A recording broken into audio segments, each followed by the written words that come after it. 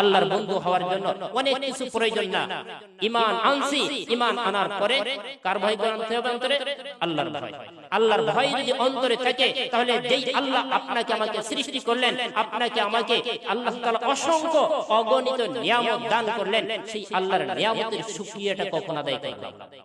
সেই আল্লাহর নিয়ামতের বিনিময়ে আমি আল্লাহ তাআলাকে কি উপহার দিলাম? আল্লাহ তাআলা আমাকে সৃষ্টি করলেন যেই উদ্দেশ্যে, সেই উদ্দেশ্যটা আমি কতটুকু আমার থেকে পালন করলাম, বাস্তবায়িত করলাম? আল্লাহ তাআলা আপনাকে আমাকে সৃষ্টি করে আপনাকে আমাকে দুনিয়াতে অসংখ্য নিয়ামত দিয়েছেন। অসংখ্য নিয়ামতের মধ্যে আল্লাহ তাআলা আপনাকে আমাকে কিছু নিয়ামত আমানত স্বরূপ দিয়েছেন। কি বলেন? আমানত স্বরূপ দিয়েছেন। সন্তান, সম্পদ, এটা কি? আমানত। যদি আপনি আমি আমানতের সঠিক ব্যবহার করতে পারি তাহলে কাল কিয়ামতের ময়দানে আপনি আমি এই দুইটা নিয়ামতের পরিপূর্ণ প্রতিদান পাবো। ইন্নামা আমওয়ালুকুম ওয়া আওলাদুকুম ফিতনা ওয়াল্লাহু ইনদাহু আজরুন আযীম। এই দুইটা আমানতের সঠিক ব্যবহার করতে পারলেই মহান প্রতিদানের ঘোষণা দিয়েছেন কে? আল্লাহ। সঠিক ব্যবহার কিভাবে? সন্তান দুনিয়াতে আসার পরে আজ অনেক পিতামাতা সন্তানের বিরুদ্ধে অভিযোগ। কেন অভিযোগ? কেন? আপনি যদি তার ছোটবেলা থেকে, তার জন্মের সূচনা থেকে যদি তার হকগুলো আপনি আদায় করতে পারতেন, পালন করতে পারতেন, আপনার সন্তানও আজ আপনার খেদমত করত, আপনার যাবতীয় হকগুলো আদায় করত, পালন করত। কিন্তু আপনি করেন নাই বিধায় আজ তারা করতেছেন। আপনার সন্তানকে দুনিয়াতে ভূমিষ্ঠ হওয়ার সাথে সাথে ডান কানে আযান, বাম কানে ইকামত পড়া ছিল তার প্রথম হক। দ্বিতীয় হক ছিল সন্তানের সপ্তম দিনে আকিকা করা এবং ফাহসিন ইসমাহু, তার একটা সুন্দর নাম রাখা। যখন সন্তান কথা বলতে শেখে তখন তাকে শিক্ষা দেওয়া আলিফ বা তা সা জিম। যখন সন্তান একটু বাক্য উচ্চারণ করতে পারে তখন সন্তানকে শিক্ষা দাও আল্লাহ আল্লাহ সুবহানাল্লাহ আলহামদুলিল্লাহ শিক্ষা দাও। এরপরে যখন সন্তান পরিপূর্ণ কথা বলতে শিখবে তখন শিক্ষা দিবা আলিফে আল্লাহ, আল্লাহ ছাড়া মাবুদ নাই, নবীর পথে চলা চাই। বাতে বাইতুল্লাহ, বাইতুল্লাহ শরীফকে কিবলা করি, বিশ্ব মুসলিম নামাজ পড়ে। যদি সন্তানকে এই শিক্ষা দিতা তাহলে সন্তানকে বিরুদ্ধে অভিযোগ করা লাগতো না।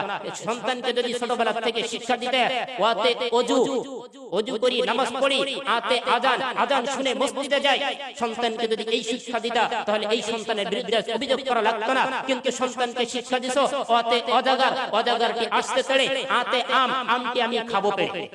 যেই সন্তানকে শিক্ষা দিছো আম পেড়ে খাওয়া, ওই সন্তান বড় হয়ে লোকের কাছে ঢিলা মারবে না, কার কাছে মারবে?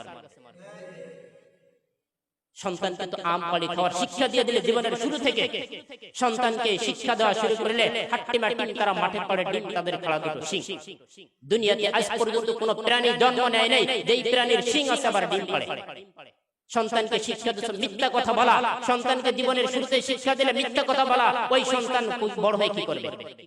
যেই সন্তানকে শিক্ষা দিলা চুরি করা, যেই সন্তানকে মিথ্যা কথা বলা শিক্ষা দিলা, যেই সন্তানকে সন্ত্রাসী সাদাবাদী শিক্ষা দিলা, যেই সন্তানকে সন্তানের একটা হক আদায় করলে না, ওই সন্তানের বিরুদ্ধে তো অভিযোগ আজ তুমি দিবাই। এই অভিযোগ তোমার দিতে হবে না, অভিযোগ তুমি নিজে মেনে নিয়ে বালিশে মাথা দিয়ে ঘুমাই যাও। অভিযোগ দিবা সন্তান আজ তোমাকে বাড়িবে, লাথি মারবে, গালিগালাজ করবে, খাতি দেবে না, ভাত দেবে না, এটা তো করবে, তার হক আদায় করে না। সন্তানের হক আদায় করে নেই, সন্তানকে সুশিক্ষা দেওয়া নেই। সন্তানকে সুশিক্ষা দিয়ে, প্রাথমিক শিক্ষা ছিল কোরআনের শিক্ষা, এই কোরআনের শিক্ষা দিয়ে, সুশিক্ষা দিয়ে যদি সন্তানকে গড়ে তুলতে, আল্লাহ রাসূল সাল্লাল্লাহু আলাইহি ওয়াসাল্লাম বলেন মুরু আওলাদাকুম বিসসালাতি ইযা বালাগু 7 সিনিন ওয়াদরিবুহুম আলাইহা ইযা বালাগু 10 সিনিন। যখন সন্তান 7 বছরে উপনীত হয় তখন তাকে নামাজের আদেশ করো, যখন 10 বছর বয়সে উপনীত হয় তখন তাকে নামাজের জন্য আদেশ করো, যদি নামাজ না পড়ে নামাজ তরক করে তাকে প্রহার করো, শাস্তি দাও। যদি এই বিধানটা তুমি এই আল্লাহর রাসূলের হুকুমটা তুমি যদি পালন করতে, ওই সন্তানের বিরুদ্ধে অভিযোগ করা লাগতো না। 10 বছর 7 বছরের নামাজ বয়সে নামাজের তাকিদ দিলে, 10 বছর বয়স পর্যন্ত পৌঁছালে যদি শাস্তি দিতে নামাজ না পড়লে, তাহলে 12 বছর 14 বছর বয়সে নামাজ কাদা করতো না। যেই ছেলেটা 5 ওয়াক্ত নামাজ জামাতের সঙ্গে পড়ে, ওই ছেলেটা পরের মেয়ের যে দেখে রিপিটেন করতে পারে না, ওই মেয়েটা ওই ছেলেটা বা ওই মেয়েটা পার্কে যে ঘোরাফেরা করতে পারে না, বেপরদা বেহাইম অবস্থায় স্কুল ভার্সিটি কলেজ যেতে পারে না, ওই সন্তান কখনো পিতামাতার জন্য কলঙ্কিত হতে পারে না। কিন্তু ওই সন্তানকে আমরা তো সময় মতো লালন পালন করি নাই, সন্তানের হক আদায় করি নাই। সময় সংক্ষিপ্ত, আর মাত্র 1 মিনিট কথা বলবো ইনশাআল্লাহ।